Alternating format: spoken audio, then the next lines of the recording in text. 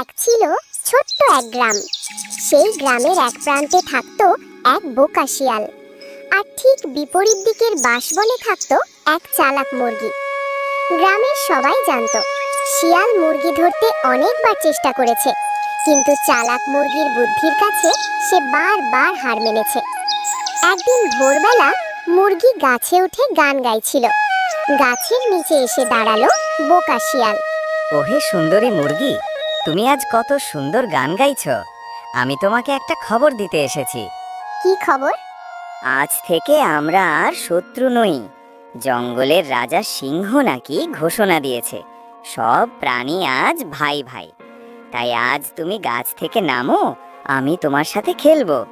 ওরে বোকা শিয়াল, তুমি সত্যি খবর জানো না? শিয়াল অবাক, কোন খবর? মুরগি গাছের শীর্ষে দাঁড়িয়ে দূরে তাকিয়ে বলল, রাজা সিংহ ঘোষণা করেছে যে মুরগি ধরে খেতে আসবে তাকে রাজ দরবারে শাস্তি দেওয়া হবে। আর দেখ, ওইদিকে দুইটা কুকুর আসছে রাজা সিংহের আদেশ নিয়ে।